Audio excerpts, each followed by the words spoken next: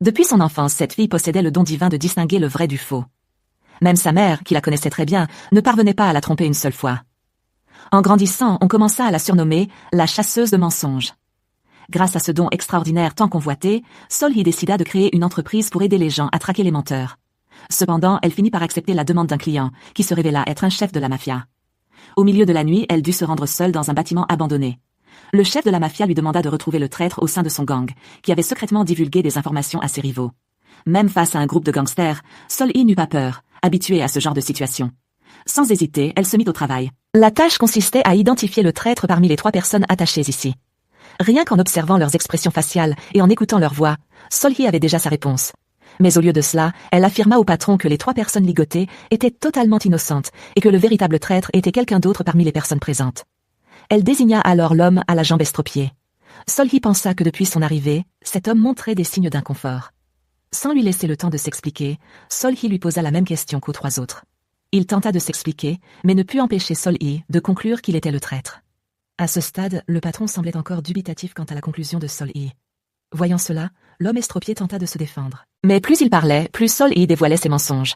Sans en dire plus, Sol-Hee se contenta de mentionner que même sa jambe estropiée était factice. Le patron n'hésita pas et retira la béquille d'un coup de pied. Comme prévu, la béquille vola à quelques mètres, mais il ne tomba pas. De plus, il se précipita pour la reprendre et continuait à faire semblant d'être infirme. À ce moment-là, tout était clair. Le patron remit immédiatement à Sol-Hee une généreuse somme. Elle s'inclina, accepta et quitta rapidement les lieux pour éviter toute nouvelle implication avec ces personnes. Même si le travail était terminé, le voyou qui avait simulé son infirmité lui en voulait encore. Il la retrouva rapidement. À en juger par son air hostile, Sol-Hee savait que si elle ne courait pas, elle mourrait. Mais il ne renonça pas et la poursuivit jusqu'au bout. N'ayant pas d'autre choix, Sol-Hee dut courir à la gare et acheter un billet pour Séoul. À ce moment-là, une altercation éclata entre 2 hommes dans le bus. Le bruit assourdissant attira l'attention du voyou.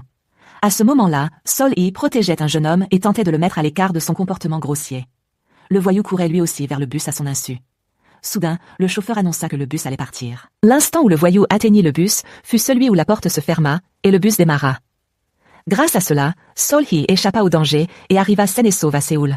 Le jeune homme qu'elle avait défendu plus tôt l'observait toujours en silence. Son acte héroïque l'avait grandement surpris et impressionné. Mais Sol-Hee affirma franchement qu'elle avait agi ainsi simplement parce qu'elle voulait arriver à Séoul au plus vite, et non pour une autre raison. Voyant qu'il ne comprenait toujours pas, Sol-Hee lui tendit sa carte de visite. Il y était écrit « Chasseur de mensonges », une personne ayant pour mission de répandre la vérité partout. Cependant, le jeune homme se détourna sans prendre la carte. Pendant tout le trajet, ils se contentèrent de regarder par la fenêtre sans rien dire. Pensant que le destin s'achevait, elle se trompa. 5 ans passèrent de vite. Sol-Hee poursuivait alors sa carrière de chasseuse de mensonges. Ce jour-là, elle se rendit dans une maison de banlieue avec pour mission d'évaluer un beau jeune homme. Sol-Hee était invitée en tant que cousine de la propriétaire des lieux. Elle voulait savoir si son futur mari était digne de confiance. Pendant le repas, Sol-Hee posait des questions si rapidement qu'il ne pouvait réagir à temps. Mais soit il était un menteur hors pair, soit il disait la vérité. Sol-Hee était sur le point de conclure qu'il était tombé dans le deuxième cas lorsque la femme de ménage apparut. Voyant la façon dont il salua la femme de ménage, Sol-Hee comprit qu'il mentait. Elle dévoila immédiatement ses mensonges. Voyant cela, la femme de ménage fut si effrayée qu'elle laissa tomber la bouteille de vin de luxe qu'elle tenait à la main. Le jeune homme n'y réfléchit pas longtemps et se précipita pour voir comment elle allait. À la façon dont la servante couvrait son ventre, Sol-Hee devina qu'elle était enceinte. Même si la servante persistait à nier, Sol-Hee affirmait mentir. Sol-Hee savait également que l'enfant qu'elle portait dans son ventre appartenait au jeune homme. Sa mission accomplie, Sol-Hee quitta aussitôt la riche et trompeuse demeure. En montant dans la voiture, Sol-Hee ôta précipitamment la tenue coûteuse qu'elle avait louée. La mère de Sol-Hee fondait beaucoup d'espoir sur elle. Elle souhaitait qu'elle embrasse une carrière prestigieuse, comme procureur, car ce métier lui permettrait aussi d'exploiter pleinement ses talents. Cependant, Sol-Hee refusait de se donner la peine d'étudier pour devenir procureur. Elle réalisa qu'elle pourrait gagner beaucoup d'argent grâce à ce talent. Elle alla donc à l'encontre de la volonté de sa mère et ouvrit un café de tarot. Mais en réalité, ce café ne vendait pas de café. Le chasseur de mensonges accueillait les clients dans une pièce secrète à l'intérieur. Après le travail, Sol-Hee s'arrêta dans une supérette et aperçut par hasard un prospectus recherchant un harceleur sexuel. Par coïncidence, un homme se tenait derrière elle, habillé exactement comme le harceleur. Il la regarda d'un air entendu et marcha même dans sa direction. Sol-Hee pense être suivie. Elle prit alors peur et s'enfuit. L'homme leva alors la main pour compter le nombre d'étages de l'immeuble où elle habitait. Le lendemain, lors d'un rassemblement, le président de l'association des commerçants rappela à chacun la prudence, car un pervers s'en prenait récemment à de belles jeunes femmes seules. En entendant cela, Sol-Hee fut surprise et inquiète. Juste à ce moment, un cri de femme retentit. Tout le monde se précipita et trouva l'amie de Sol-hee. Elle expliqua précipitamment qu'elle venait de rencontrer le pervers. L'homme était vêtu de noir et portait un masque noir. À ces mots, tout le monde se dispersa pour fouiller les alentours. Peu après, quelqu'un aperçut un homme suspect, habillé exactement comme décrit. Tout le monde l'encercla. L'homme affirma qu'il n'était pas un pervers. Il n'avait jamais rien fait de mal. Mais personne ne le croyait sur le moment. Soudain, Sol-hee intervint et déclara que cet homme disait la vérité et qu'il n'était pas une mauvaise personne. Face aux soupçons de tous, Sol-hee affirma avec assurance ses dires. Ce moment familier fit prendre conscience à l'homme d'une chose. Il s'avéra que 5 ans auparavant, c'était Sol-hee qui l'avait courageusement défendu dans le bus. Par coïncidence, il passa par là aujourd'hui, vêtu des mêmes vêtements que le pervers.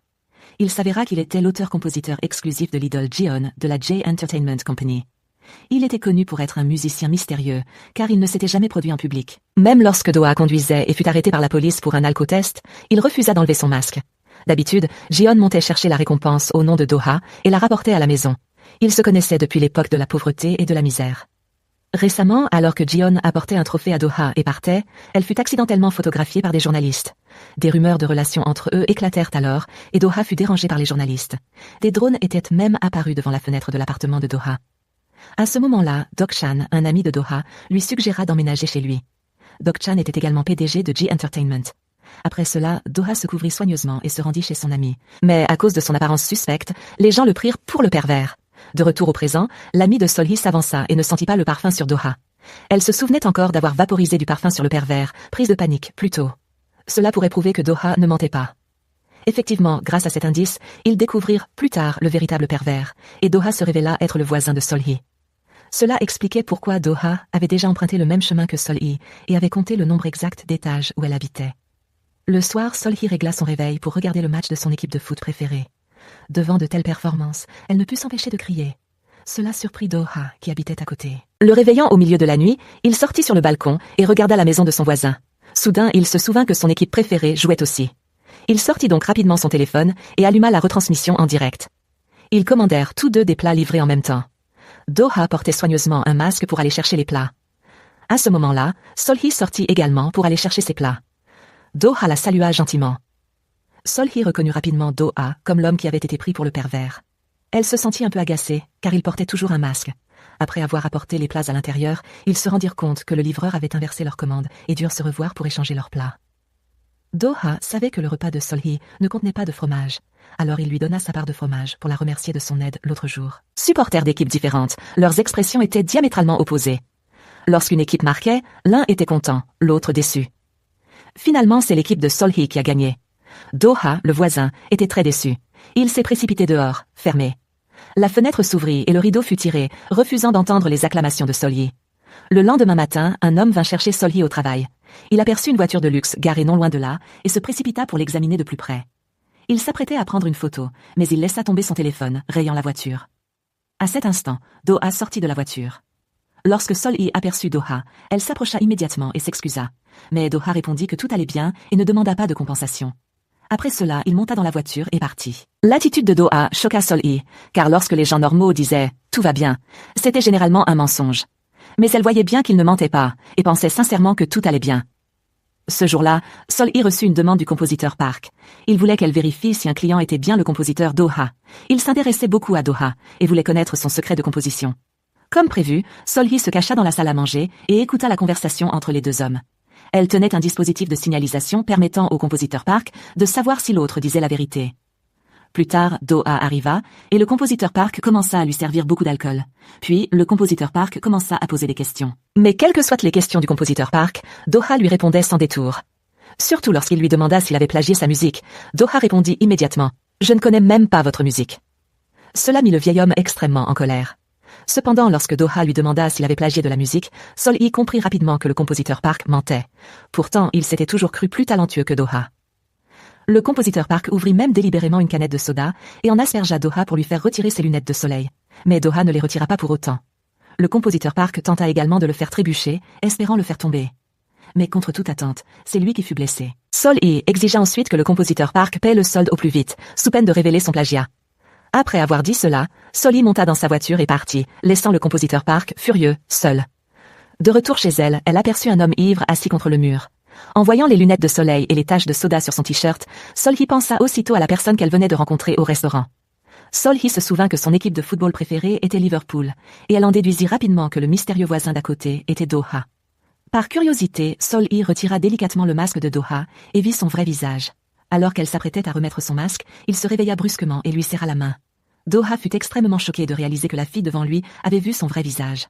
Sol-hee était également paniqué, car son comportement sournois avait été repéré. Mais Do-ha ne dit rien, se leva et partit. De retour chez elle, Sol-hee chercha rapidement des informations sur Do-ha sur Internet. Elle découvrit que Do-ha semblait vouloir cacher son identité intentionnellement, car aucune information ne le concernant n'était disponible en ligne. Le lendemain, Sol-hee dîna seul au restaurant. 2 hommes arrivèrent et s'assirent à la table voisine. L'homme en blouson de cuir se vanta auprès de ses amis que grâce à ses talents exceptionnels, de nombreuses filles étaient folles de lui. Sol-hee entendit et comprit immédiatement que tout ce que l'homme en blouson de cuir disait était un mensonge. Cela la fit rire. Puis l'homme en blouson de cuir la remarqua et voulut la taquiner. Il demanda délibérément à Sol-hee si elle avait un petit ami. Mais elle ne s'intéressait pas à ce genre d'homme. De plus, rien de ce qu'il disait n'était sincère. Alors Sol-hee répondit froidement et partit rapidement. Lorsqu'elle retrouva Do-ha seule, Sol-hee s'excusa pour ce qui s'était passé l'autre soir. Elle dit être simplement curieuse et lui retira son masque car il avait trop couvert son visage. Si elle avait su que son geste empêcherait Do-ha de rentrer chez lui, elle ne l'aurait pas fait.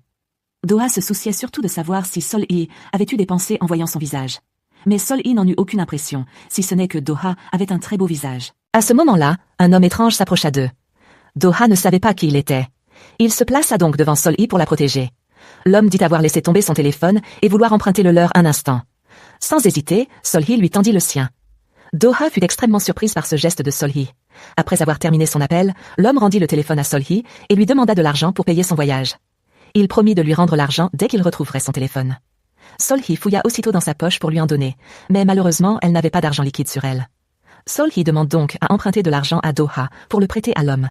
Puisque c'était Sol-hee qui le demandait, Do-ha n'eut d'autre choix que d'obtempérer. Après avoir récupéré l'argent, l'homme partit sans se retourner. Do-ha ne put s'empêcher de remarquer avec quelle facilité Sol-hee faisait confiance aux gens. Sol-hee a dit sans détour qu'elle ne faisait confiance aux gens. Elle ne faisait confiance qu'aux paroles dignes de foi. Contrairement à Sol-hee, sa mère était une arnaqueuse professionnelle. Mais récemment, Sol-hee avait révélé les escroqueries de sa mère et bloqué sa carte de crédit. La mère de Sol-hee vivait donc une vie très difficile. Elle se rendait souvent dans des lieux où l'on distribuait de la nourriture aux sans-abri, puis prenait des photos et les envoyait à Sol-hee pour susciter la compassion et lui demander de l'argent. Mais Sol-hee ne se laissait pas facilement piéger par sa mère. Ce n'est qu'en confirmant la sincérité de sa mère qu'elle percerait le secret de Sol-hee.